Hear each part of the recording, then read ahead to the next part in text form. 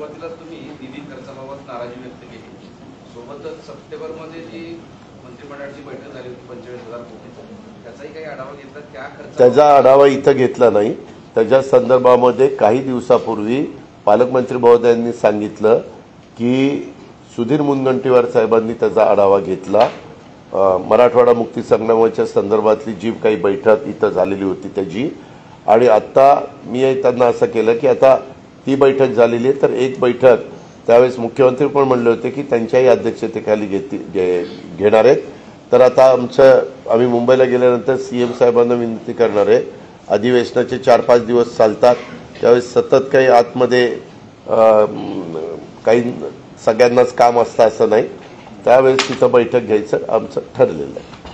Sir, शहर पाणी पुरवठा योजनेसाठी काय आर्थिक मदत आपण देणार आहात, त्याचं काय धोरण ठरलं? नेमकं अनुदान अमृत नोनी आर्थो प्लस, ये एक प्रूवन फॉर्मूला है. इसमें मौजूद नोनी फल के गुण और आयुर्वेदिक जड़ी बूटियां शरीर को जरूरी पोषक तत्व देने के साथ साथ हड्डियों और जोड़ों के घिसने, उनमें होने वाले सूजन और दर्द को रोकने में मदद करता है. दर्द मुक्त जीवन के लिए अमृत नोनी आर्थो प्लस.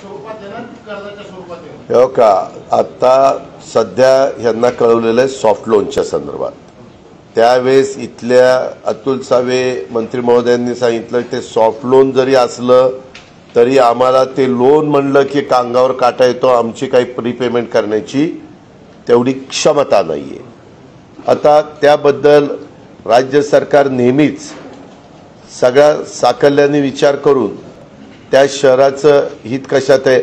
आमचं एवढंच म्हणणं आहे की बाकीची शहरं आपापल्या परीनं काम करत असतात.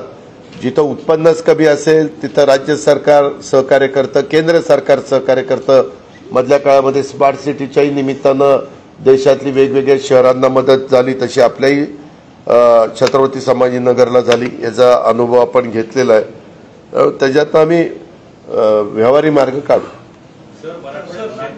दुष्काळाच्या अनुषंगाने महाराष्ट्र सरकारने जे केंद्राला मेमोरंडम दिलेलं होतं 3,000 कोटी, त्याच्यात काय पुढे झालं ते कळतच नाही. त्याच्यामध्ये एक कमिटी असते, तिथल्या समिती ते प्रत्येक गोष्ट ऐकत आहेत. कमिटी ती नाही, ती पाहून गेलेली कमिटी वेगळी आणि मंत्रिमंडळातल्या एखाद्या व्यक्तीच्या अध्यक्षतेखाली कमिटी असते ती वेगळी. ती अमित शाह साहेबांच्या अध्यक्षतेखाली आहे.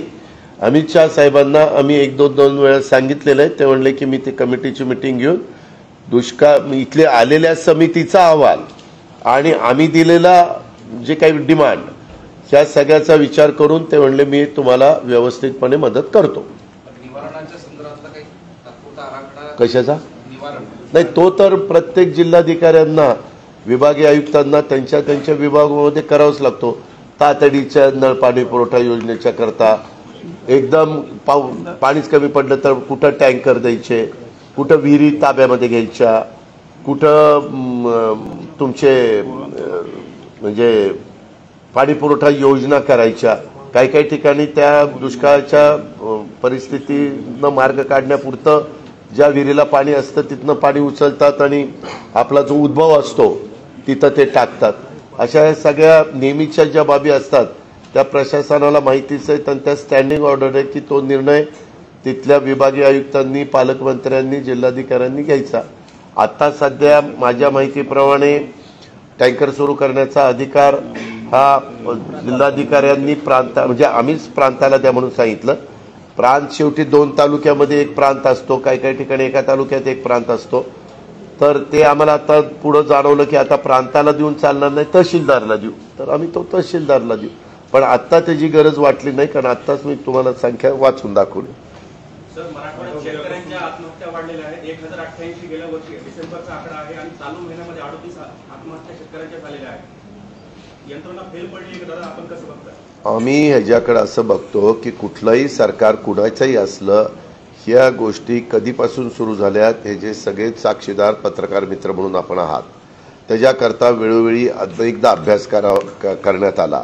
त्याच्यातनं शेतीच्या पाण्याच्या संदर्भामध्ये मोठ्या प्रमाणावर निधी उपलब्ध केंद्राने करून योजना करण्यात आल्या.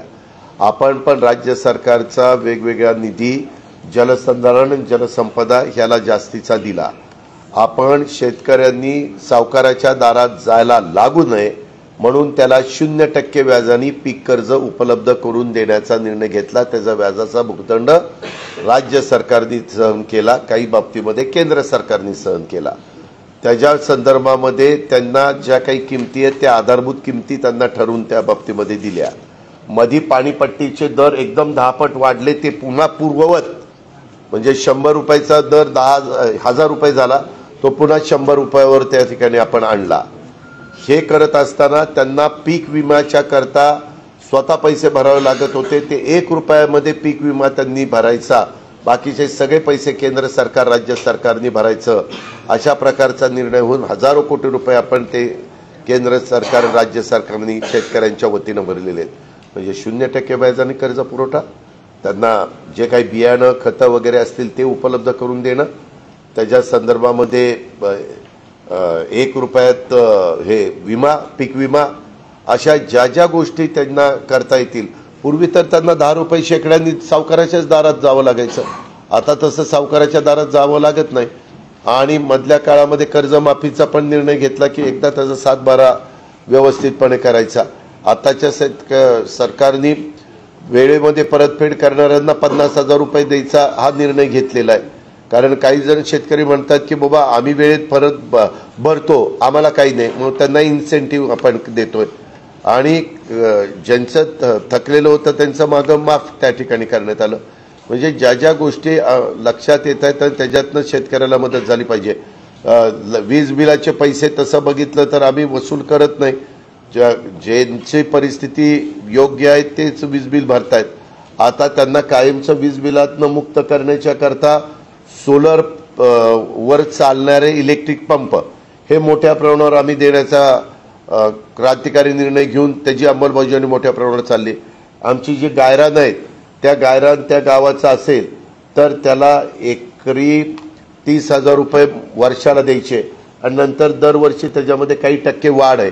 आणि ती जमीन घेऊन तिथं सोलर पॅनल बसवायचे आणि दिवसा ह्या लोकांना वीज लागती, ती वीज तयार करून त्याच्यातनं ह्यांना रिलीफ द्यायचा. आत्ता काय होतं, विजेचं शॉर्टेज असल्यामुळं आठवड्यातले निम्मे दिवस दिवसात, निम्मे दिवस रात्री असं आपल्याला ते करावं लागतं. त्याच्याऐवजी त्याला दिवसाच कशी देता येईल याही करता मोठा कार्यक्रम आम्ही हातामध्ये घेतलेला आहे आणि त्याची अंमलबजावणी चाललेली आहे. तुमच्या जिल्ह्यात काही जमीन दिली का? किती 1000 एकर? बऱ्याचशा ठिकाणी मराठवाड्यातली तर जास्त येईल, कारण मराठवाड्यामध्ये बॅरन लँड बऱ्यापैकी, कारण दुष्काळी परिस्थिती असते.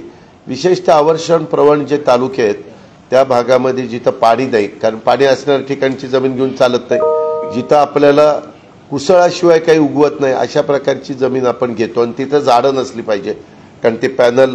आणि आता नवीन टेक्नॉलॉजी पुढे आल्यामुळं पूर्वी 5 एकरात 1 मेगावॉट तयार व्हायची, आता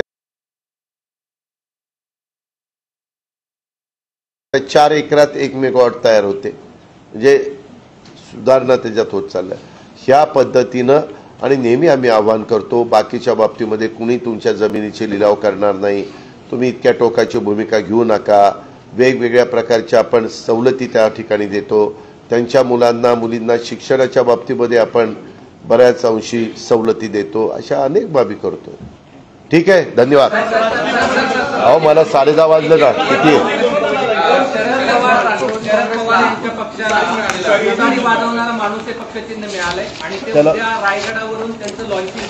ठीक आहे, मग मी काय करायचं? तो त्यांचा अधिकार आहे ना.